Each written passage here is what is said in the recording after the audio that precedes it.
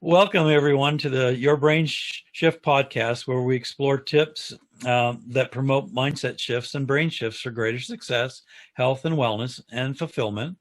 I'm Keith Engelhardt. Kevin McKinnon and I will be doing a short cast today on managing your emotions for greater success, health, wellness, and fulfillment. Most of us have been exposed to the principles of time management as one way to achieve greater success and achievement. But have you applied emotional management? If you complement time management with emotion management, you'll find yourself achieving even greater success. You'll be healthier and more fulfilled. Think about it. If you unleash negative emotions on the world, you'll not only waste a lot of time, but it'll also lead to all sorts of negative consequences. All those friendships, relationships you spent years nurturing, poof, too many tantrums, and you may lose them. And negative emotions also affect time management. If you have too much negativity swirling around inside your head, then this will manifest as plenty of procrastination. Just think of an occasion where you have rehearsed an old argument in your head long after it was over. Your partner, your colleagues, your friends couldn't care less, yet you're still churning that over in your head. They've long forgotten it, but you're still wasting time mulling it over. So why not learn ways to manage your emotions and achieve better success, better health, better life fulfillment?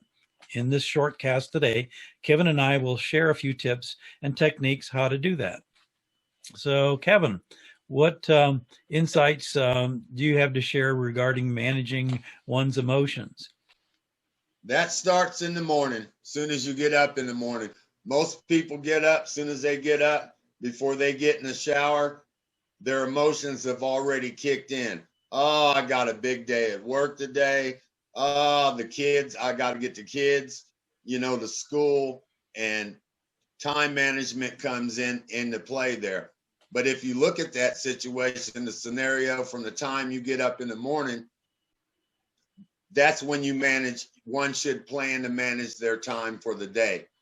That will get you through, because take, for instance, if they just would take an hour, if you get up at 5 in the morning, then get up at 4 in the morning and take that hour to yourself to relax your mind, get your emotions together, and then you'll have a clear mindset of what you need to do, how to manage that time, and we're only talking for the day, for this particular day.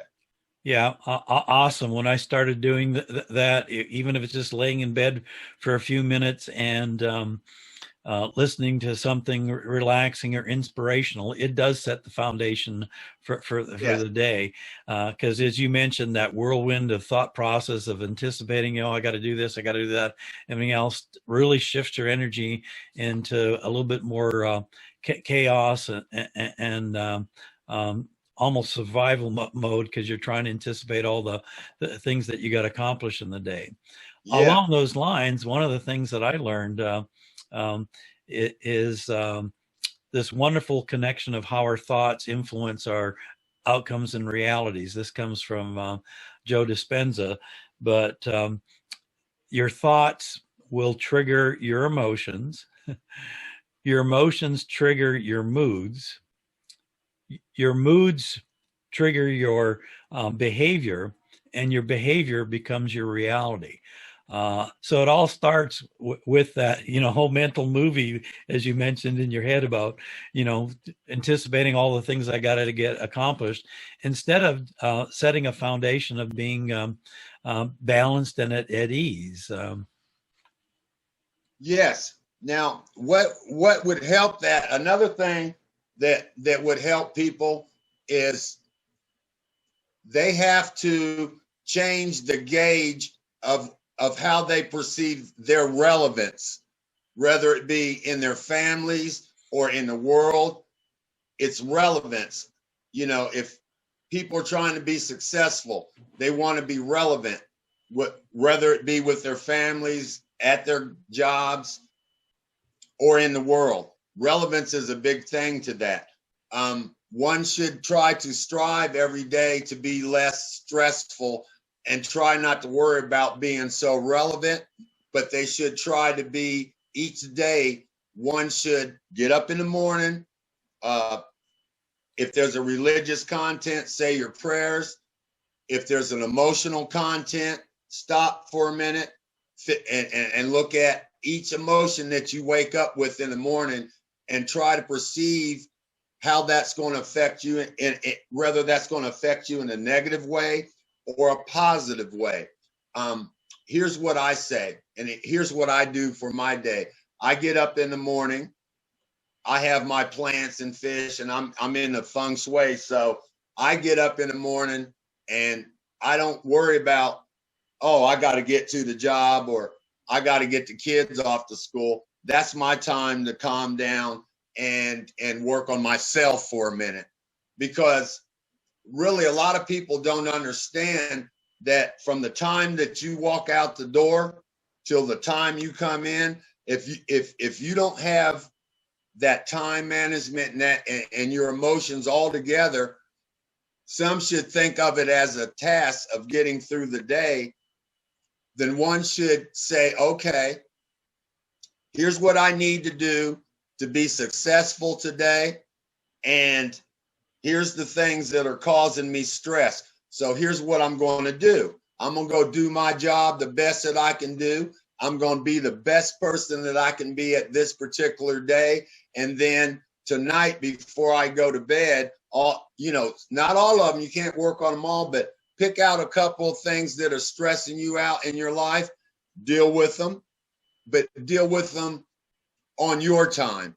Don't try to go to work and go through your life and try to deal with stress. Stress should be dealt in a calm manner where you can sit down, have a cup of coffee, a cup of tea, and reflect back on the things that have worked for you in your life, and then start getting rid of the things that ain't working right now in your life.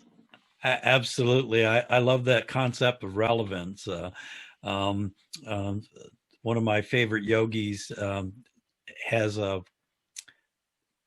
our concept that he shares about our relevance, and that is, I'm a speck on the planet with another 7 billion plus other specks.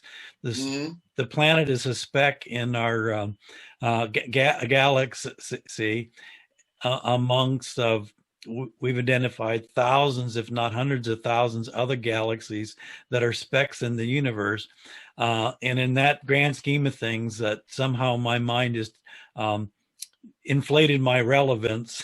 that my troubles are important, and the world needs to respond to them. And to your point of managing the stress in the day, one of the greatest shifts that I had was that all that stress is really started in here inside me. Outside things are just what's happening. It's my response to that's giving the stress. So I love your concept of using whatever techniques, feng shui, taking a walk, but getting balanced and grounded first thing in the morning. So that's what I'd leave with people, is to choose whatever it is, whether it's 5 minutes, an hour, whatever, but something in the morning and throughout the day that will keep your emotions in check. Because usually it's just overreaction to